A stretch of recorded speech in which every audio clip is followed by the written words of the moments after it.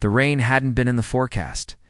Daniel Chen stood under the narrow awning of the Riverside Gallery, watching silver sheets of water cascade onto the cobblestone street. His navy blazer was already soaked through, clinging to his shoulders like a second skin. He'd left his umbrella at the office again. At 32, you'd think he would have learned by now. Some weather, huh? The voice came from beside him, warm and unexpected. Daniel turned to find a man leaning against the brick wall, hands tucked casually into the pockets of a worn leather jacket. He had that effortlessly handsome look, dark curls falling just above hazel eyes, a few days' worth of stubble shadowing his jaw, and a smile that seemed to know something Daniel didn't. Suddenly hyper-aware of how disheveled he must look. Came out of nowhere? The best things usually do. There was a pause, the kind that stretched just long enough to mean something. The stranger extended his hand. Ethan Rivers. Daniel. His palm was warm, the handshake firm but not aggressive. You here for the exhibition? Was supposed to be. Ethan glanced at the darkened gallery windows. Looks like they closed early because of the storm. You, Daniel nodded. Same. I've been following the artist's work for months. She does these incredible pieces about identity and belonging. He stopped himself, suddenly self-conscious. Sorry, I'm rambling. No, keep going. Ethan's eyes were genuinely interested, not just polite. What draws you to her work? And just like that, Daniel found himself talking. Really talking? About how he'd discovered the artist's Instagram during a particularly lonely night last spring. About how her paintings of fragmented selves coming together spoke to something deep within him. Something he'd been trying to articulate since he came out to his traditional Chinese parents 3 years ago. Something about the way his mother still introduced him to her friends as still single, with that hopeful lilt in her voice. As if his sexuality were just a phase that would pass with the right woman. Ethan listened, without interrupting. Without that glazed look people got when you shared too much too soon. When Daniel finally paused for breath, Ethan said quietly, "My mom does the same thing. Except she's moved on to telling people I'm focused on my career right now." Daniel laughed, a real laugh that surprised him with its ease. "What do you do?" "I'm a paramedic. Night shifts, mostly." Ethan ran a hand through his damp curls. "What about you?" "Corporate lawyer. Contracts, mergers, the whole soul-crushing package." Ethan's smile turned playful. "So why do it?" It was the question Daniel asked himself every morning in the mirror. "Security, I guess. My parents immigrated with nothing. My dad still works 60-hour weeks at his restaurant. I wanted to prove that their sacrifices meant something. Does it mean something?" No one had ever asked him that before. Not his friends, not his ex-boyfriend Marcus, not even his therapist. Daniel opened his mouth, then closed it.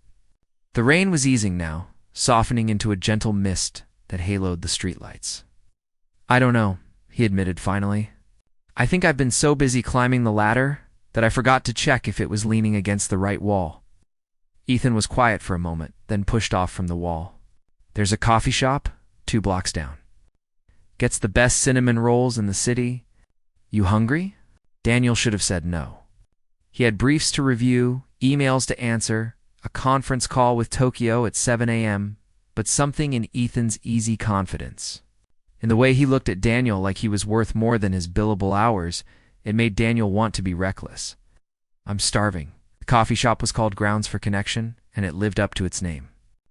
Warm Edison bulbs hung from exposed wooden beams, casting everything in honeyed light. The air smelled of espresso and brown sugar.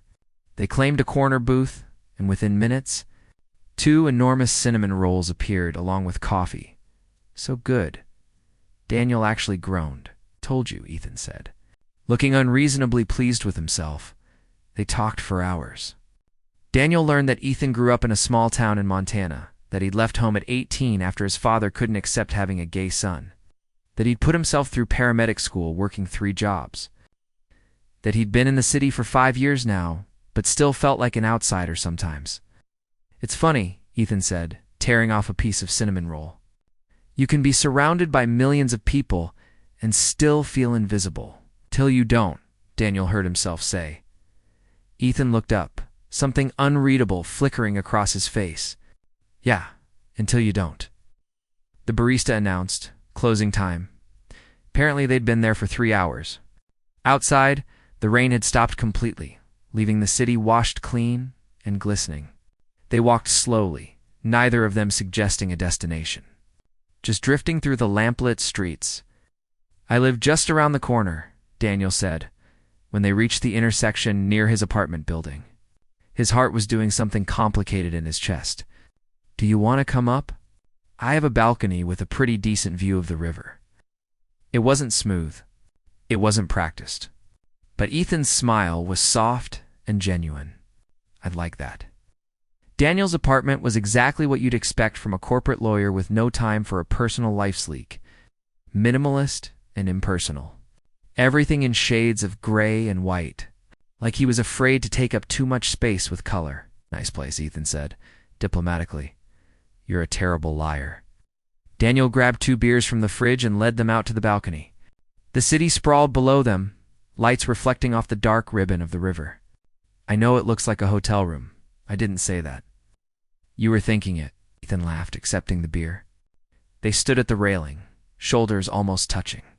The night air was cool and clean, carrying the scent of wet concrete and distant flowers. Can I ask you something? Ethan said after a while. Asterisk. Sure. Why did you invite me up? Really? Daniel took a long pull from his beer, buying time. The honest answer felt too vulnerable, too raw. But something about this night, about Ethan, made him want to try. Because for the first time in a long time, I didn't want the conversation to end, he said quietly. Because you looked at me like I was interesting, not just useful. Because he stopped, shook his head. Sorry, that's probably too much. No. Ethan turned to face him fully, and suddenly the space between them felt charged, electric. It's not too much. It's honest. I'm not usually honest.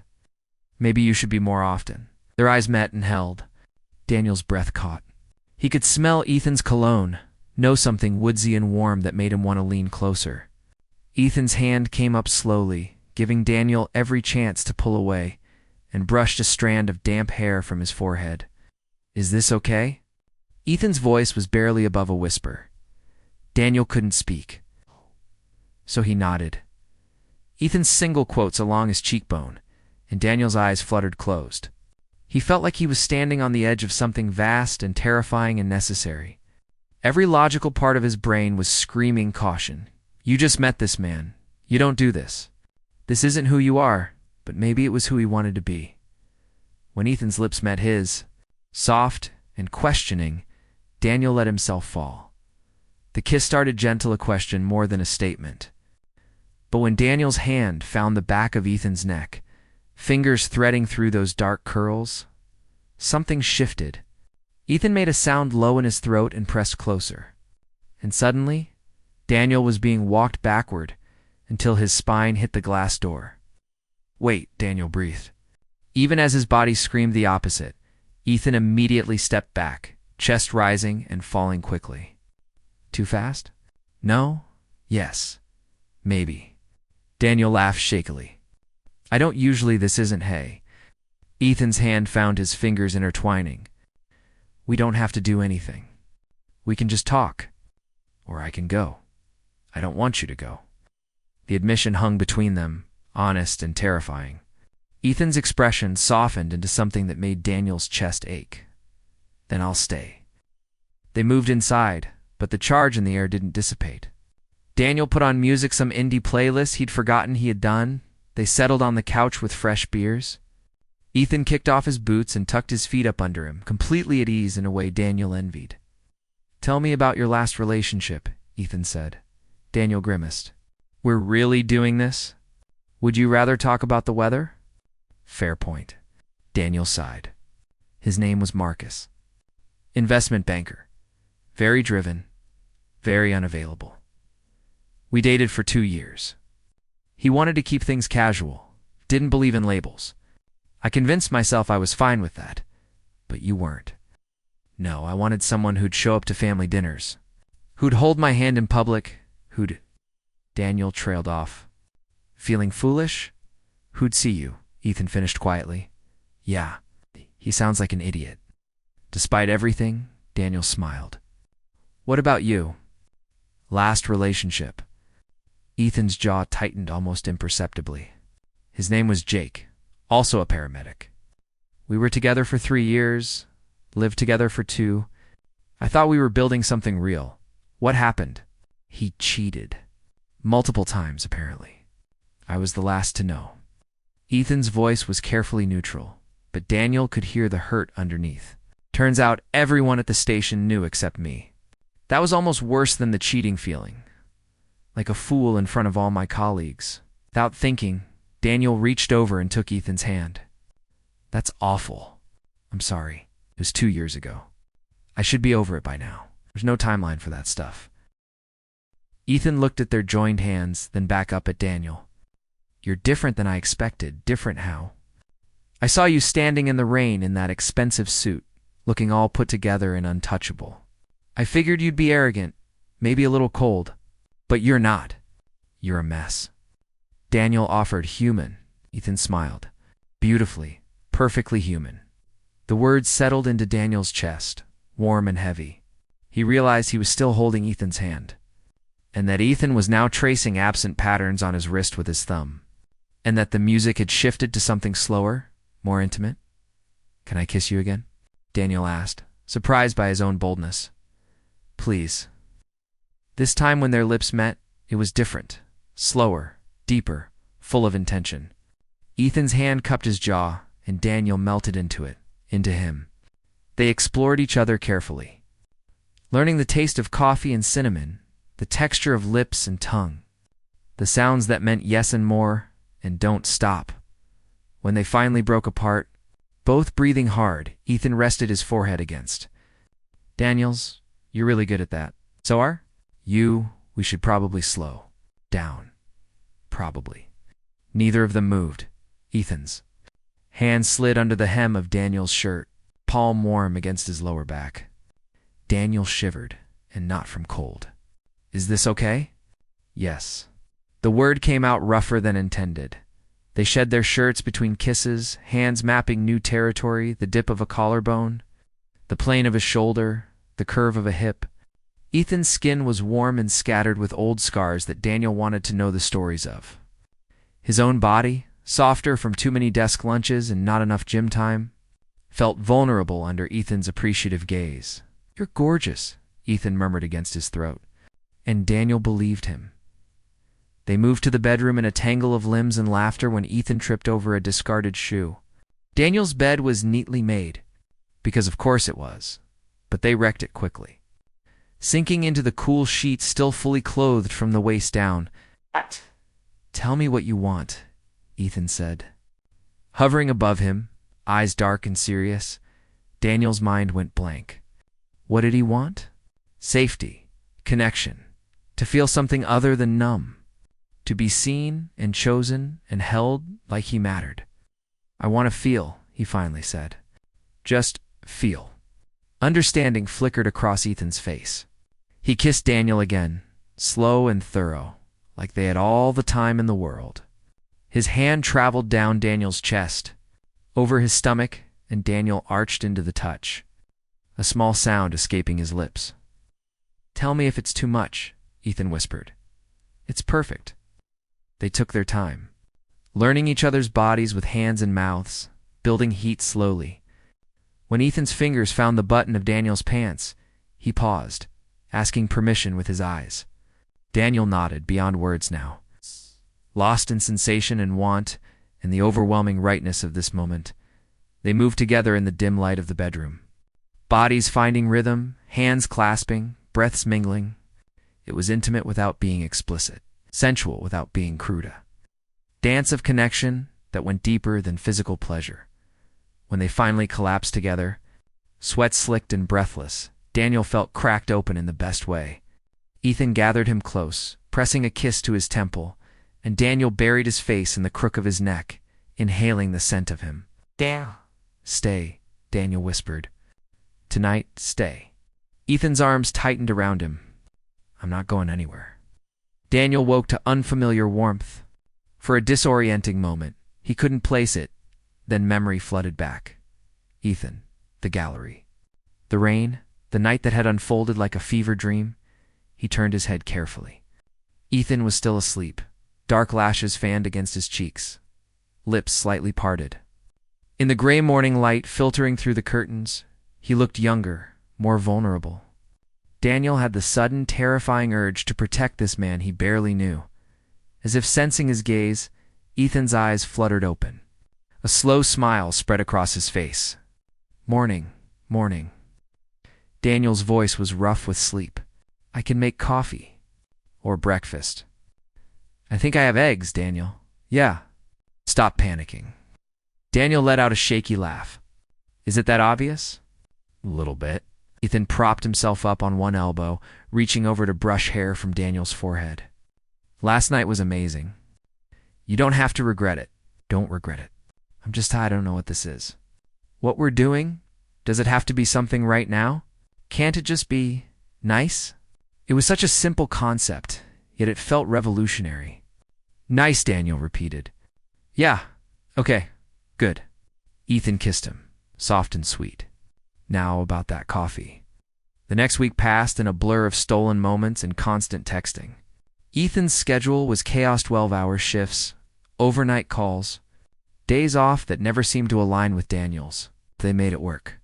Grabbing lunch when Ethan got off an early shift, meeting for late dinners that stretched into early mornings, Daniel found himself checking his phone compulsively, smiling at messages that ranged from "sweet thinking about you" to absurd "just help deliver twins in a Taco Bell parking lot." "Your day better be going better than mine," his assistant noticed. "You seem different lately," Jennifer said, setting his afternoon coffee on his desk. "Happy different." Daniel tried to school his expression. "Just sleeping better, huh?" Her knowing smile said she wasn't buying it. "Well, whatever it is, keep doing it. You've been almost pleasant this week." But maintaining the bubble of happiness proved harder as reality intruded. His mother called on Thursday, her weekly check-in that always felt more like an interrogation. "Daniel, Mrs. Wong's daughter, is visiting next month. Very successful dermatologist, lovely girl. I told her you'd join us for dinner." Daniel closed his eyes. "Mom, we've talked about this." "Talked about what?" "Having a nice meal? Meeting new people? You know what I mean?" It was a long pause. When his mother spoke again, her voice was careful. "I just want you to be happy. To have a family, I can have that. Just not the way you're imagining." Though she couldn't even say it. "Daniel, you're making your life so difficult." "No, Mom. I'm making my life honest." He hung up, feeling drained and frustrated, the conversation sitting heavy in his stomach. When Ethan called that evening, Daniel almost didn't answer. "Hey, you okay?" Ethan's voice was concerned. "You sound off. Just family stuff. Want to talk about it?" And Daniel found himself spilling at all his mother's well-meaning cruelty. His father's pointed silence on the subject. The weight of being the only son in a traditional family that still hoped this was a phase. "Some days I wonder if it would be easier to just pretend," Daniel admitted. "Find some nice woman, make everyone happy. Stop being such a disappointment." "Daniel." Ethan's voice was firm. "Look at me. You're on the phone. I can't look at you. Then come over." "I'm off tomorrow. Come over and stay the night." Ethan's apartment was the opposite of Daniel's, cluttered with life and personality. Books stacked on every surface, plants in various states of health on the windowsills, photographs tacked to the walls, showing Ethan with friends, colleagues, a golden retriever that apparently belonged to his ex. "Sorry about the mess," Ethan said, clearing space on the couch. "I wasn't expecting company." "I like it," Daniel said honestly. "It feels lived in." They ordered Thai food and ate it straight from the containers. Legs tangled together on the couch while a nature documentary played on mute in the background. Ethan told stories about his most memorable calls, the woman who went into labor during a marathon, the elderly man who had a heart attack at his own surprise birthday party and kept apologizing for ruining it. "How do you do it?" Daniel asked. "See people at their worst and still stay optimistic?" "I see them at their best too," Ethan said. "People are incredible when they're scared. The way they fight, the way they love each other. Last week I had this teenage kid, car accident, pretty bad shape. and his boyfriend couldn't have been more than 17, held his hand the whole ride to the hospital, talking to him, keeping him conscious, told him about their plans for prom, for college, for their whole future. Kid made it because of that love. Daniel felt his throat tighten. That's beautiful. It is. Ethan turned to face him fully. And you deserve that too, Daniel. Not hiding, not pretending. Real, visible, proud love. What if I'm not brave enough for that? Bullshit. You came out to your family knowing it would hurt them, knowing it would change everything. That's brave as hell. It doesn't feel brave. It feels selfish. Ethan set down his food and took Daniel's hands. Listen to me. Your life is not a consolation prize for your parents' sacrifices. You get to live it for yourself. And anyone who really loves you will want you to be happy, even if that happiness looks different than they imagined. The words hit something deep inside Daniel, a knot he'd been carrying for years. Before he could think better of it, tears were streaming down his face, silent, unexpected, unstoppable. Hey. Ethan pulled him close, and Daniel buried his face in his shoulder, shaking with the force of emotions he'd kept locked down for so long. Ethan just held him, one hand stroking his back in soothing circles, murmuring that it was okay. He was okay. Everything would be okay when Daniel finally pulled back, embarrassed and snotty. Ethan handed him tissues without judgment. Sorry, Daniel croaked. I don't usually stop apologizing for having feelings. Daniel laughed wetly. You sound like my therapist. Smart woman. They moved to the bedroom, not for sex, but for comfort. Ethan lent him pajamas that were too big, and they lay facing each other in the dark, talking in whispers about everything and nothing. About dreams and fears, about the families they were born into and the ones they chose, about what it meant to build a life that felt true. I'm falling for you, Daniel said into the darkness. And it's terrifying. He felt rather than saw Ethan's smile. Yeah, me too. What do we do about it? I don't know, but I want to figure it out together. Daniel reached across the space between them and found Ethan's hand. Their fingers intertwined, and something in Daniel's chest settled.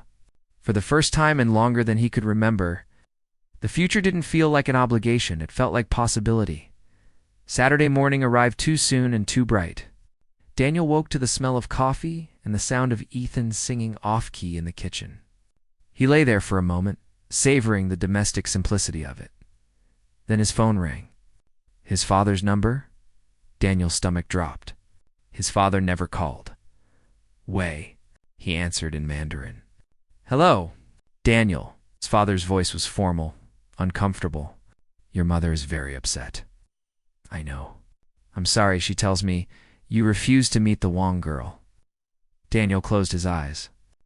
Bah, I've explained this. I know what you've explained. There was a long pause. I may not understand your choice, but you are my son. And I see that you are unhappy trying to be someone you are not. Ow. Daniel sat up, heart pounding. Bah, your mother will need time, but I will talk to her. Live your life, Daniel. Be happy. It wasn't acceptance, not fully, but it was more than Daniel had ever hoped for. Thank you, he whispered. When Ethan appeared in the doorway with 2 mugs of coffee, he took one look at Daniel's face and set them down quickly. What happened? I think, Daniel said slowly, my father just gave me his blessing. Sort of. Ethan's face split into a brilliant smile. He crossed to the bed and kissed Daniel soundly. That's amazing. It's a start. It's more than a start. It's everything.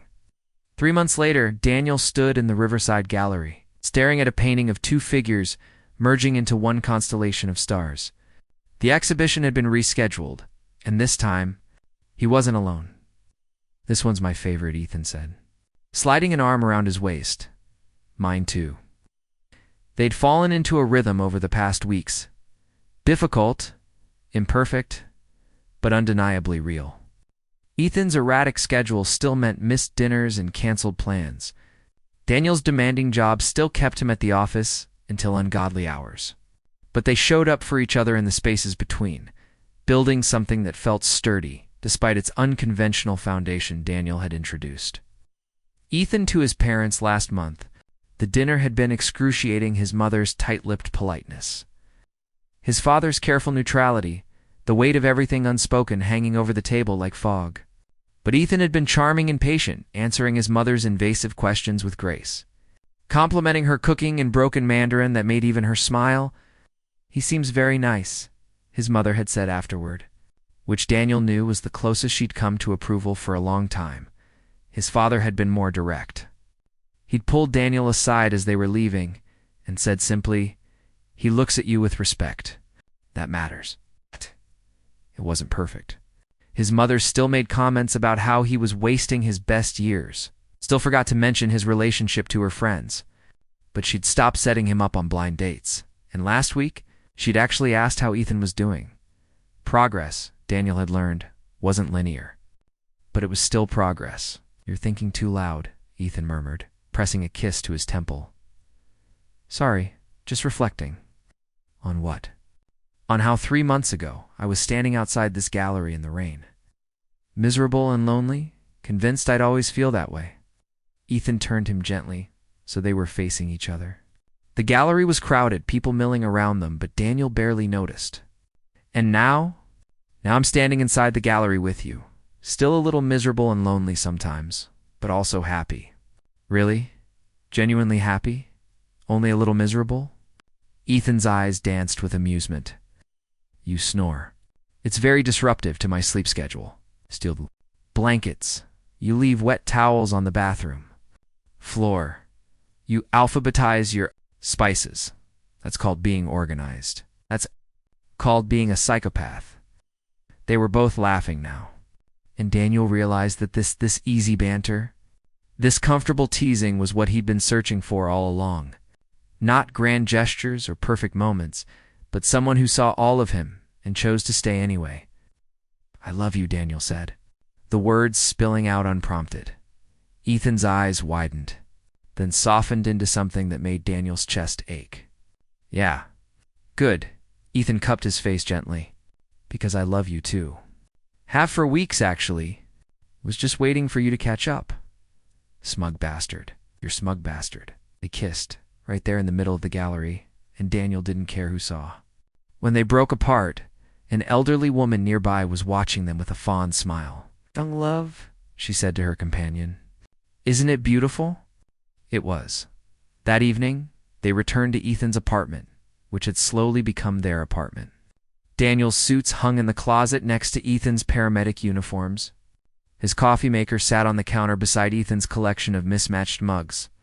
His books mingled with Ethan's on the shelves.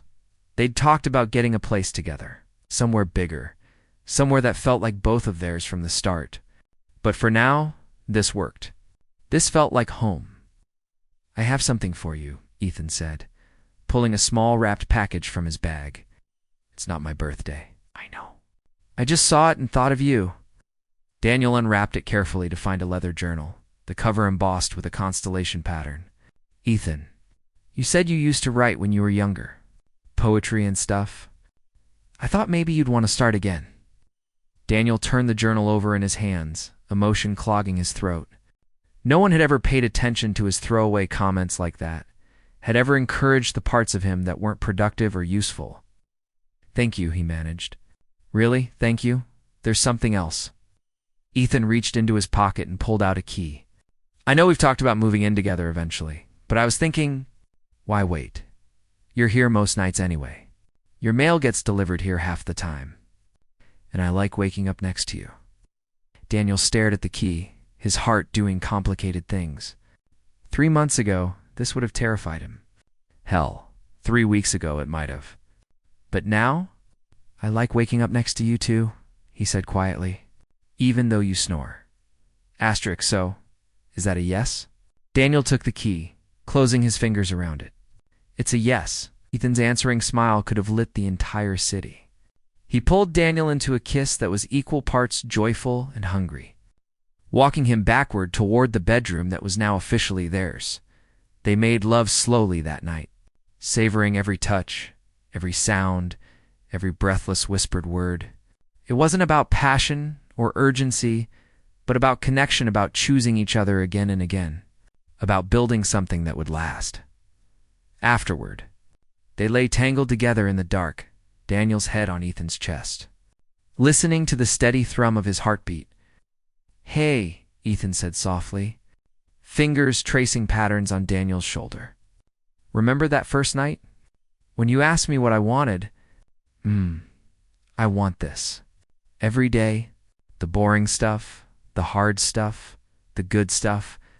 I want to fight about the thermostat and argue over whose turn it is to do dishes. I want to meet your terrible colleagues and have dinner with your parents, even when it's awkward. I want to build a life with you." Daniel propped himself up to look at Ethan properly. In the dim light from the window, his eyes were serious and sincere. "You really mean that?" "Every word, even the part about my colleagues. Because they really are terrible." Ethan laughed, pulling him back down. "Even that part." Daniel settled against him again, a sense of peace washing over him that he'd never experienced before. "I want that too," he whispered. "All of it, then. We'll make it happen." "Just like that?" "Just like that." It wasn't perfect. Daniel knew there would be hard days ahead, struggles with his family's acceptance, the challenges of merging to lives, the ordinary difficulties of any relationship. But lying there in Ethan's arms, listening to the gentle rain that had started outside, he felt ready for it. Because this unexpected love that had found him on a rainy morning outside a closed gallery was worth fighting for. "Ethan." "Yeah, thank you for stopping in the rain that night." Felt Ethan's smile against his hair. "Best decision I ever made." Daniel closed his eyes, finally letting himself believe it. He was allowed to be happy. He was allowed to be loved. He was allowed to take up space in the world exactly as he was. And he was. Outside. The rain continued its gentle percussion against the windows, washing the city clean. Inside, two men held each other close, writing the first pages of their unexpected love story, one that would continue long past this perfect night, one that was only just beginning.